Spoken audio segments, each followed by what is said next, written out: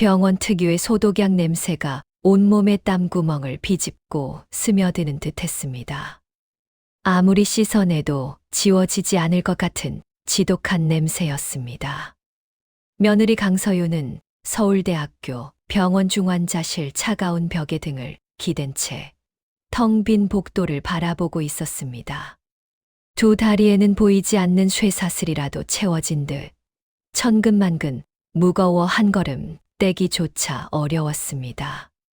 시아버지 박진국 어르신이 갑작스러운 뇌출혈로 쓰러지신 후 병원에서 뜬 눈으로 밤을 지새운 지 꼬박 사흘째.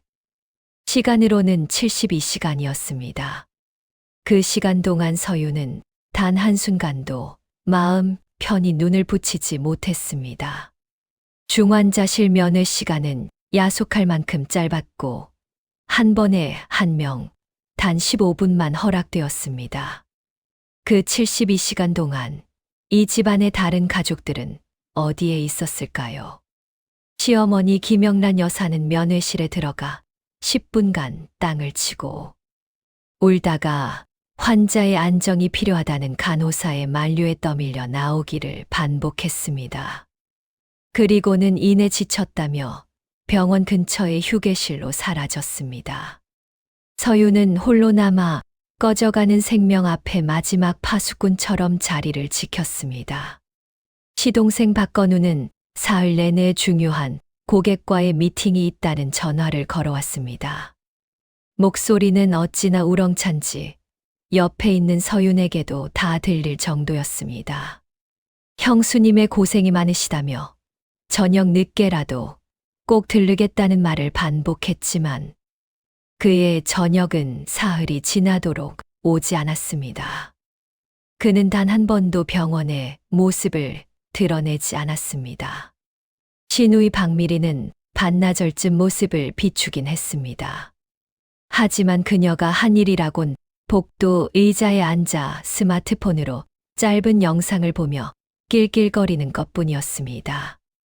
그 소리는 크지도 작지도 않은 딱 신경 쓰일 정도의 소음이 되어 복도를 울렸습니다. 그러다 아이가 학교에서 돌아올 시간인데 데리러 갈 사람이 없다는 지극히 당연한 이유를 대며 하이힐 소리를 또각거리며 사라졌습니다. 결국 이 무겁고 고통스러운 공간에 남은 것은 서윤, 그녀 하나뿐이었습니다. 간호사 스테이션의 간호사들은 몇 번이나 교대 근무를 마쳤습니다. 그들조차 안쓰러웠는지 마음 약한 한 간호사가 서윤에게 다가와 집에 가서 조금이라도 쉬라고 권했습니다. 쇠로 만든 사람이라도 그렇게 버티다간 쓰러진다고 진심으로 걱정하는 눈치였습니다. 서윤은 그저 고개를 저으며 억지 미소를 지어 보였습니다. 괜찮다고 버틸 수 있다고 말했지만 그것은 사실이 아니었습니다. 버틸 수 있는 것이 아니라 쓰러져서는 안 되는 것이었습니다. 남편 박지성은 지방의 중요한 프로젝트에 발이 묶여 당장 돌아올 수 없는 상황이었습니다. 그는 전화기 너머로 발만 동동 구를 뿐 아내의 고통을 실질적으로 덜어주지 못했습니다.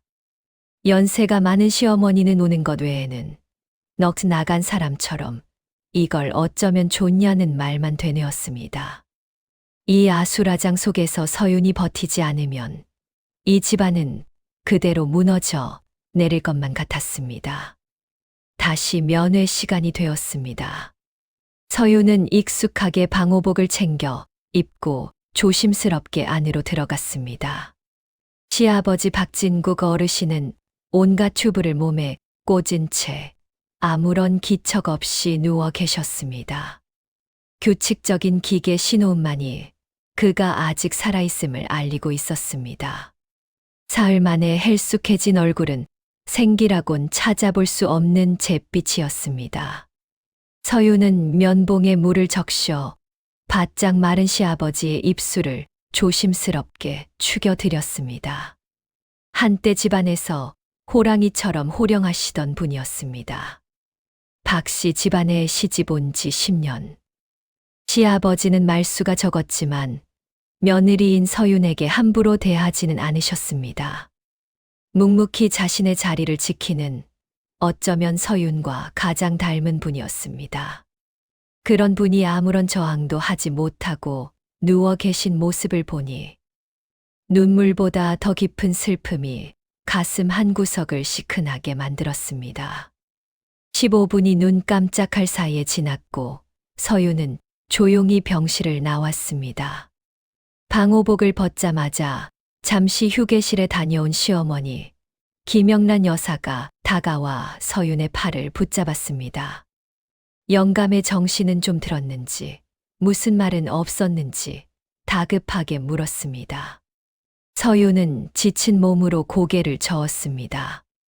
아직은 별다른 차도가 없지만 상태는 안정적으로 보인다고 답했습니다.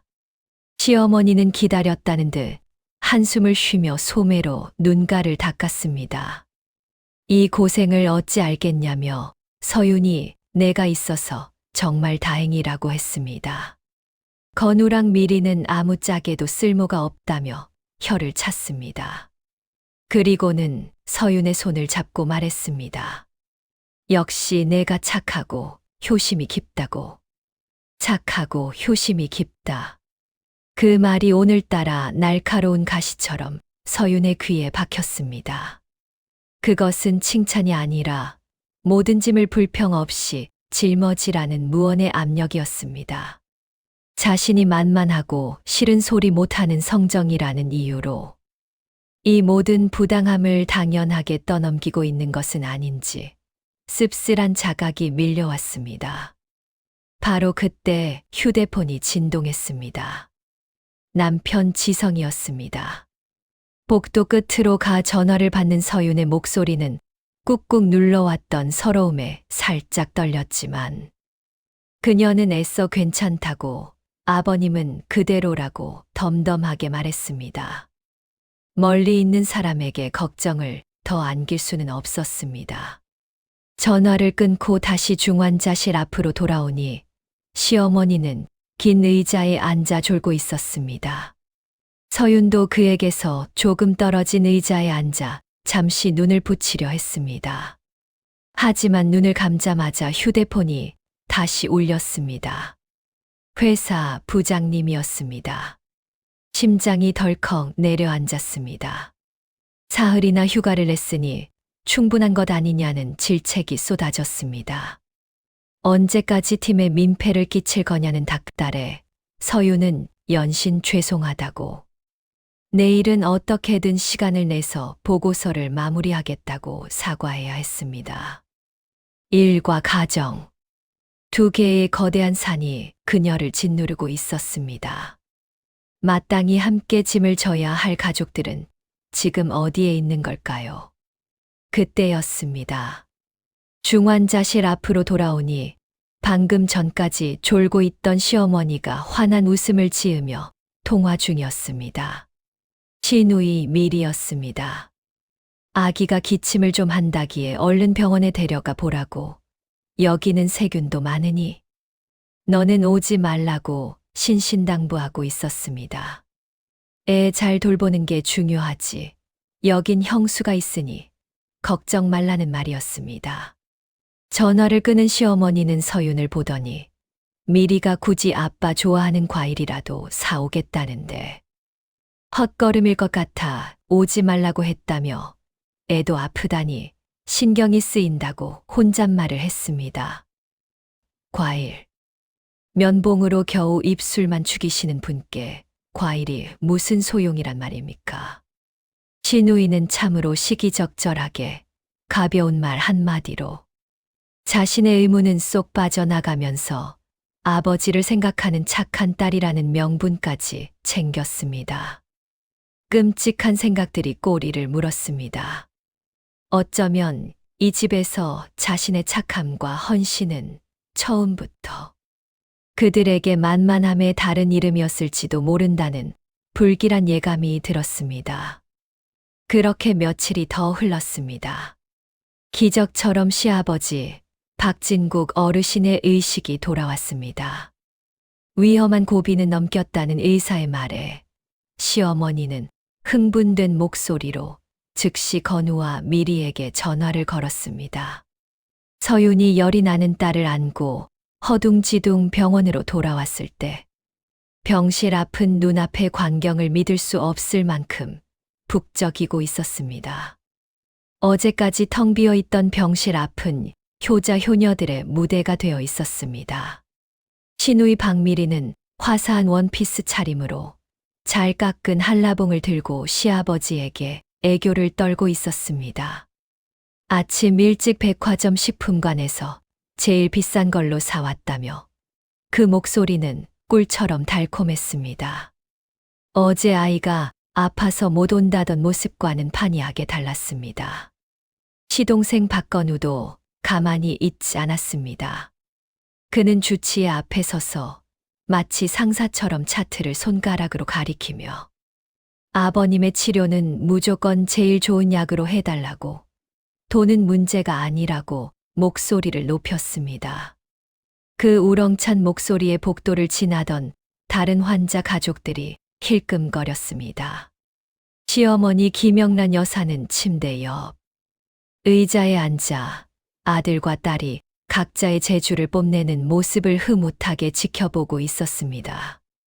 그 얼굴에는 지난 며칠간 본 적 없는 만족감이 가득했습니다. 아이를 안고 문 앞에 서 있는 서윤을 발견하고는 그저 무심하게 손짓하며 어서 오라고 시아버지가 깨어나셨다고 말할 뿐이었습니다. 마치 서윤이 지난 며칠간 겪은 고생과 품에 안긴 아픈 아이는 아무것도 아니라는 듯한 태도였습니다. 서윤은 심호흡을 하고 딸을 구석에 비어있는 의자에 앉혔습니다. 시아버지는 확실히 깨어나 있었지만 여전히 눈빛은 흐렸습니다. 박미리는 냉큼 끼어들어 이제 걱정 마시고 푹 쉬시라고, 집안일은 자신들이 다 알아서 하겠다고 말했습니다. 그 말은 마치 지난 72시간 동안 증발했던 사람이 자신이 아니라는 듯 당당했습니다. 박건우도 거들었습니다. 회사 일은 다 정리해 놨으니 며칠 동안은 자신이 여기서 지키겠다며 걱정 말라고 했습니다. 그들의 이중창을 듣고 있자니 속이 뒤집히는 것 같았습니다. 시어머니는 서윤에게 가서 따뜻한 물을 좀 받아오라고, 아버님 얼굴 좀 닦아드리게 하라고 지시했습니다. 서윤은 침대 옆 테이블에 가득 쌓인 보온병들을 힐끗 보고는 말없이 보온병을 들고 밖으로 나갔습니다. 물을 받아 돌아오는 길, 병실 문 앞에서 시어머니의 낮지만 흥분 섞인 목소리가 들려왔습니다. 영감이 깨어나서 정말 다행이라고, 당신이 쓰러지고 내가 얼마나 놀랐는지 모른다고 했습니다. 그리고는 목소리를 더 낮추었습니다. 우리 집 그 아파트 2채랑 모아둔 예금 말이야. 이제라도 확실히 해둬야겠다고. 당신 정신 좀 더 들면 제대로 정리하자고. 정신 멀쩡할 때 정할 건 정해놔야 한다는 말이었습니다. 서윤은 그 자리에 걸음을 멈췄습니다. 마음속 가시가 더 깊숙이 박혔습니다. 아파트, 예금. 시아버지는 이제 막 죽음의 문턱에서 돌아왔는데 시어머니의 머릿속은 온통 그것뿐이었습니다. 서윤이 일부러 소리를 내며 안으로 들어가자 시어머니는 즉시 말을 멈추고 어색한 표정을 지었습니다. 시아버지가 일반 병실로 옮겨진 후 기둥 같았던 서윤의 역할은 순식간에 있으나 만화한 것이 되어버렸습니다. 달라진 점이 있다면 이제 매일 오후 시동생과 시누이가 칼같이 출근 도장을 찍는다는 것이었습니다. 박미리는 온갖 과일과 영양제를 쌓아 올리며 며칠간 못한 효도를 한꺼번에 채우려 했고, 박건우는 듬직한 아들 역할을 맡아 의료진에게 이래라 저래라 지시했습니다. 서윤은 여전히 가장 실질적인 일, 밥을 타오고 몸을 닦아드리고 더러워진 옷을 처리하는 일을 맡았습니다. 하지만 이런 묵묵한 수고는 시어머니의 눈에 그저 배경처럼 보였습니다. 나를 더욱 서늘하게 만든 것은 세 사람의 대화가 점점 서윤을 의식하지 않기 시작했다는 점입니다. 그날 오후 박미리는 시아버지에게 바나나를 까주며 아무렇지 않게 송파의 옛날 집이 재개발된다는 소식을 꺼냈습니다. 시어머니와 박건우는 즉시 그 이야기에 합세했습니다. 보상금이 꽤 나올 거라는 둥, 지금 사는 강남 집도 더 오를 거라는 둥. 박건우는 자기가 아는 인맥을 통해 남들보다 훨씬 많이 받을 수 있다는 둥, 열정적으로 재산을 의논했습니다. 그들은 이리저리 바쁘게 움직이는 며느리인 서윤을 투명 인간 취급했습니다. 시아버지는 침대에 기댄 채 대부분 침묵했습니다. 하지만 한 번은 시어머니가 이 일들을 확실히 정리하자는 말을 했을 때 시아버지가 갑자기 눈을 뜨고 날카로운 눈빛으로 시어머니를 쳐다보았습니다. 입술을 달싹이며 무언가 말하려 했지만 결국 들릴 듯 말 듯 한숨으로 바뀌고 다시 눈을 감았습니다. 서윤은 그 장면을 똑똑히 보았습니다. 박미리가 누나를 굴리며 나중에 어떻게 나눌 거냐고 공평하게 하셔야 한다고 애교스럽게 매달렸습니다. 시어머니는 바보 같은 소리 말라며 다 내 금쪽 같은 새끼들인데 당연히 똑같이 나눠야 한다고 했습니다. 그때 박미리가 물었습니다. 그럼 큰오빠랑 형수님은요? 시어머니의 얼굴에서 미소가 옅어졌습니다. 서윤 쪽을 힐끗 보더니 목소리를 더 낮추었지만 서윤은 결정적인 한마디를 들었습니다. 내 오빠네는 지성이는 능력 있고 서윤이도 야무지니 그까짓 거 없어도 잘 산다고. 일단 너희부터 챙겨야 한다는 말이었습니다. 마치 머리 위로 얼음물이 쏟아진 듯 순식간에 심장까지 차가워졌습니다. 역시 그랬습니다. 그들 마음속에 서윤과 박지성은 처음부터 한 식구가 아니었습니다. 헌신은 당연한 것이고 재산을 나눌 때가 되니 그까짓 거 없어도 되는 외부인이었습니다. 엄청난 서러움과 분노가 목구멍까지 차올랐습니다. 하지만 바로 그때 곁에 있던 딸이 기침을 하기 시작했습니다. 모든 감정은 아이에 대한 걱정으로 바뀌었습니다. 서윤은 참아야 했습니다. 하지만 참는 것이 당하고만 있겠다는 뜻은 아니었습니다.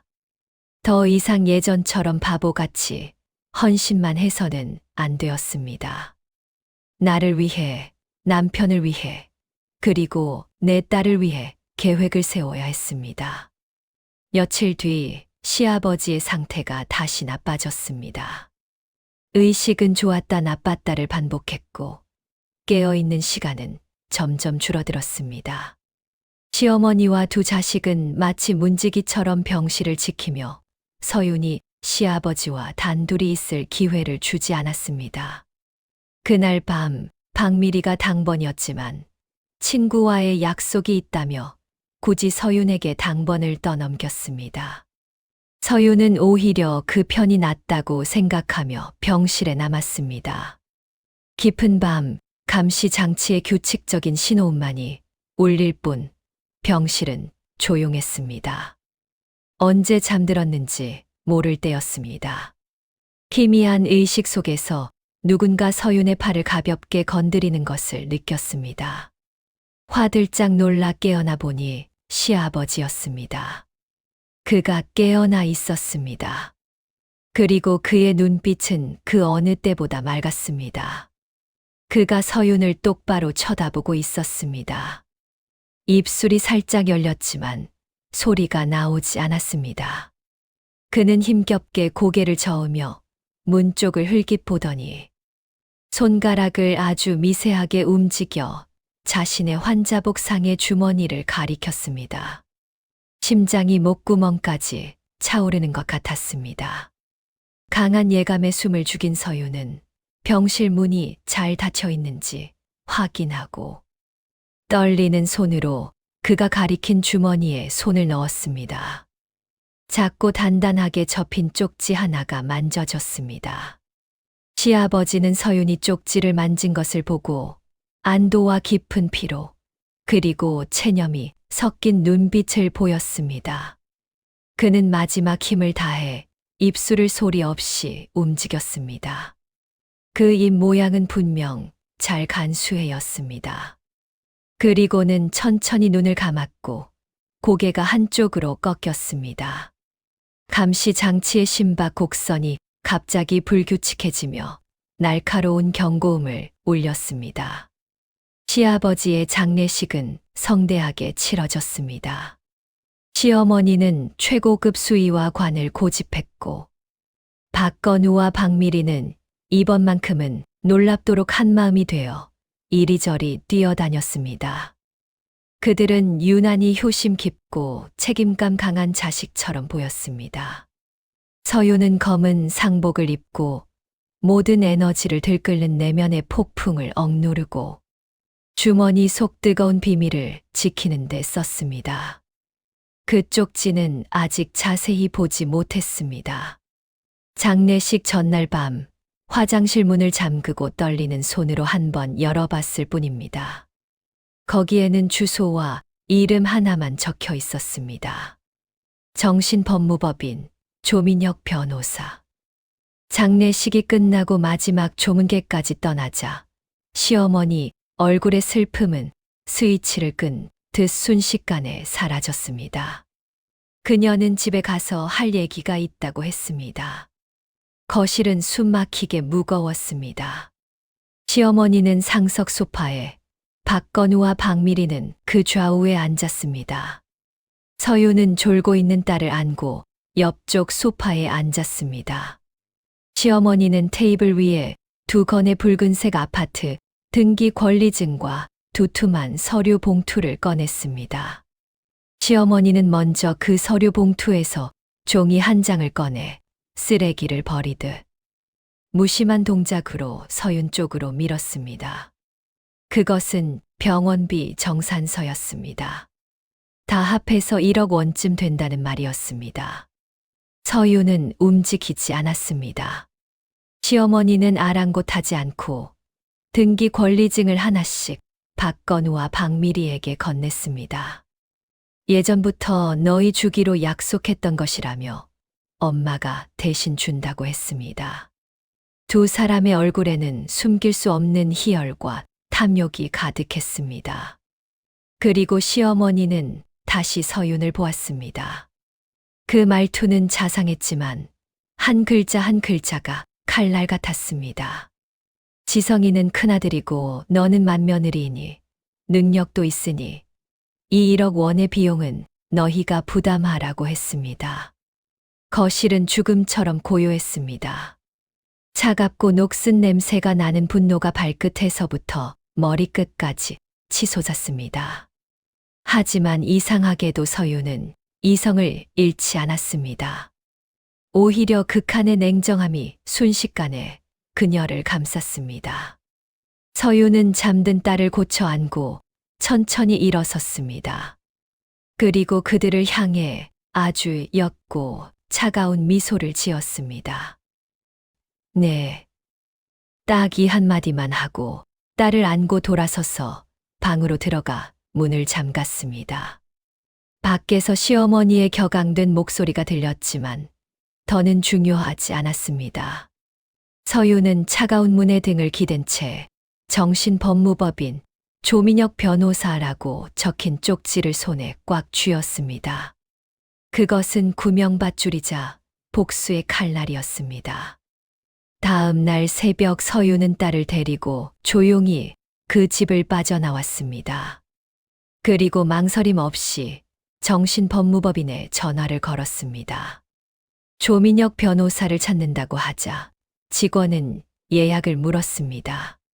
서윤은 숨을 고르고 박진국 어르신께서 찾아가 보라고 하셨습니다. 라고 말했습니다. 잠시 침묵이 흐른 뒤 직원의 목소리는 훨씬 공손해졌습니다.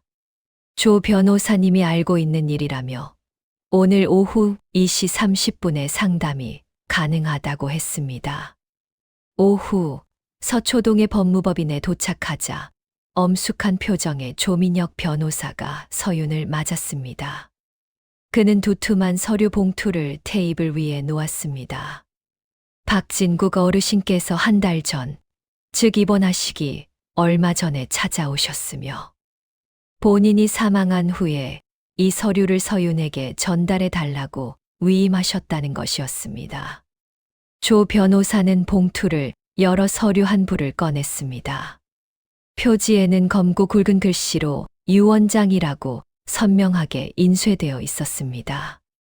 조 변호사는 그것이 합법적인 공증을 거쳐 완전한 법적 효력을 가지는 마지막 유원장이라며 주요 내용을 낭독하기 시작했습니다. 유원장의 핵심 내용은 천둥과도 같았습니다. 첫째, 유언자 박진국 명의 모든 현금 성예금 약 15억 원을 만며느리 강서윤에게 단독으로 상속한다.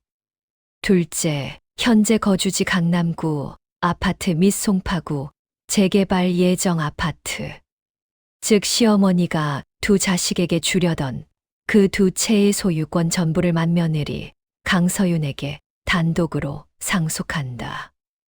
넷째, 배우자 김영란은 충분한 노후 대비 저축과 연금을 보유하고 있으며 자녀 박건우, 박미리는 이미 성년이고 생전에 거액의 증여를 받았으므로 본 유언에서는 재산을 배분하지 않음을 명시한다.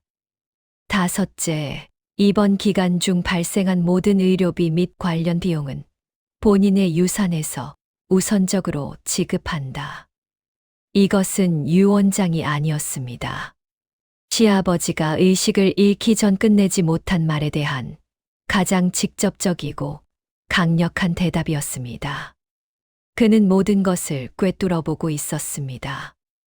눈물이 예고 없이 쏟아졌습니다. 조 변호사는 어르신께서 우리 집이 큰 며느리에게 너무 많은 빚을 졌습니다. 더 이상 그 아이가 서럽게 살게 할 수는 없어요. 버팀목을 남겨줘서 당당하게 살 수 있도록 해줘야겠습니다. 라고 단호하게 말씀하셨다고 전했습니다. 서윤은 눈물을 닦았습니다. 지금은 약해질 때가 아니었습니다. 서윤은 조 변호사에게 유산 상속과 관련한 모든 일을 정식으로 위임했습니다. 그리고 그날 저녁 남편 박지성과 함께 시댁으로 향했습니다. 거실에는 어제와 같은 멤버가 어제와 같은 자리에 앉아 있었습니다. 테이블 위에는 여전히 등기 권리증 2건과 1억 원짜리 청구서가 놓여 있었습니다. 시어머니가 울먹이며 지성에게 병원비 이야기를 꺼내려 할 때 서윤이 그녀의 말을 평온하게 끊었습니다. 그리고 가방에서 유언장 사본이 든 봉투를 꺼내 그들 앞에 내려놓았습니다. 아버님께서 돌아가시기 한 달 전 온전한 정신 상태에서 공증받은 유언장을 남기셨다고 말했습니다. 시어머니는 무슨 유언장이냐며 서윤이 거짓말을 한다고 소리쳤습니다. 박건우는 가짜 서류를 주워와서 사람을 속이려 한다며 유언장을 빼앗으려 달려들었습니다. 서윤은 재빨리 유언장을 등 뒤로 숨기고 차갑게 말했습니다. 유언장을 강탈하거나 훼손하는 것도 범죄라고 조 변호사님이 말씀하셨다고, 징역 살 수도 있다고 경고했습니다. 박미리는 서윤이 아버님을 꼬드겨 서명하게 한 것이라며 사기죄로 고소해야 한다고 악을 썼습니다. 집안은 순식간에 아수라장이 되었습니다. 바로 그때 초인종이 울렸습니다. 서윤은 흐트러진 머리를 정리하고 얼어붙은 세 사람을 향해 의미심장한 미소를 지으며 말했습니다. 문 열라고. 아마 조민혁 변호사님이 오셨을 거라고. 조 변호사와 비서가 들어서자 거실의 공기는 차가운 법의 위엄으로 순식간에 대체되었습니다. 조 변호사는 이 유언장이 박진국 어르신의 진정한 의사를 담은 최종적인 표현이며 절대적인 법적 효력을 가진다고 선언했습니다. 그는 유언장 작성 과정이 모두 녹음 및 녹화 공증되었으며 승소 확률은 0에 가깝다고 못 박았습니다. 박건우가 외부인한테 재산을 다 준다며 반발하자 조 변호사는 박진국 어르신께서 생전에 이미 많은 증여를 하셨음을 고려하여 재산을 배분하지 않으신 것은 완전히 합법적이고 타당하다고 설명했습니다. 시어머니는 소파에 주저앉아 감정에 호소하려 했지만 조 변호사는 김명란 여사님 명의 예금과 연금만으로도 노후 생활이 충분히 보장된다고 판단하셨다는 유언장의 내용을 다시 한번 확인시켰습니다. 그리고 그는 유언 상속인 강서윤 여사님의 합법적인 권익을 침해하는 모든 행위를 즉시 중단하라고 경고했습니다. 조 변호사가 돌아간 후 거실은 죽음처럼 고요했습니다. 서윤은 테이블 앞으로 다가가 1억 원짜리 청구서를 집어들었습니다. 그리고 제빛이 된 세 사람을 보며 분명하게 말했습니다. 이 1억 원 청구서는 아버님 유산으로 처리하겠다고 저와 지성이가 단일원도 낼 필요가 없다고 했습니다. 그리고 이 아파트 두 채와 아버님 명의 모든 예금은 오늘부터 여러분과는 단 1%의 관계도 없다고 선고했습니다. 그 후의 과정은 일사천리였습니다. 서윤은 조 변호사를 통해 시어머니와 박건우, 박미리에게 각각 정식 내용 증명을 발송했습니다. 7일 이내에 유산에 해당하는 부동산에서 퇴거할 것을 요구하는 내용이었습니다. 시어머니는 관리사무소에 가서 서윤이 자신을 길바닥에 내쫓는다고 소란을 피웠지만 서윤이 유언장과 변호사의 존재를 알리자 관리소장은 즉시 태도를 바꿨습니다. 남편 박지성도 어머니의 울음에 잠시 흔들렸지만 서윤의 단호한 태도에 결국 아내를 지지하기로 했습니다. 약속한 3일이 지났고 서윤은 조 변호사, 유품 정리 전문가, 주민센터 직원과 함께 아파트를 찾아갔습니다. 시어머니는 머리를 풀어헤치고 통곡하는 연기를 했지만 법적 절차 앞에서는 소용이 없었습니다. 서윤은 시아버지의 책상 서랍에서 그가 몰래 기록해둔 박건우의 도박, 빚과 박미리의 자동차 구입비 등 생전 증여, 기록이 담긴 노트를 찾아냈습니다. 이 결정적인 증거를 바탕으로 조 변호사는 두 사람에게 총 6,500만 원의 증여액을 유산으로 반환하라는 두 번째 내용 증명을 발송했습니다. 이것은 최후의 일격이었습니다. 박미리는 울며 불며 용서를 구했고 박건우는 분노했지만 법적 절차를 되돌릴 수는 없었습니다. 집을 잃은 시어머니는 결국 아들 박건우의 집 거실에서 야전, 침대 신세를 지게 되었고 며느리와의 갈등으로 하루도 편할 날이 없게 되었습니다. 박건우의 사업은 지원이 끊기자 곧 바닥을 드러냈고 박미리는 빚 때문에 시댁에서 입지가 좁아졌습니다. 서윤은 회사를 그만두고 시아버지의 유산으로 딸과 자신을 위한 미래를 설계했습니다. 남편 박지성과는 공동 명의로 환경 좋은 새 아파트를 계약했습니다. 늦게나마 아내의 편에 선 남편과의 관계도 비로소 단단해졌습니다. 시어머니가 새집까지 찾아와 함께 살게 해달라고 애원했지만 서윤은 단호히 거절했습니다. 협박으로 본색을 드러낸 시어머니에게 서윤은 유언장과 통화, 녹음 파일을 지성이 회사와 딸의 학교에 공개할 수도 있다고 맞받아쳤습니다. 예전의 마음대로 휘두르던 강서윤은 당신들이 직접 죽인 것이라고 말하며 문을 닫았습니다. 과거로 통하는 문은 그렇게 완전히 닫혔습니다. 서윤은 더 이상 남의 눈치를 보거나 자신을 억누를 필요가 없었습니다. 삶은 평온했고 모든 것이 제자리를 찾았습니다. 진짜 집은 희생으로 얻어내는 자리가 아니라 서로를 존중하고 지지해주는 안식처임을 깨달았습니다. 서윤이 직접 쟁취하고 시아버지가 마지막 힘으로 지켜주신 그곳에서 그녀의 진짜 인생이 비로소 시작되고 있었습니다.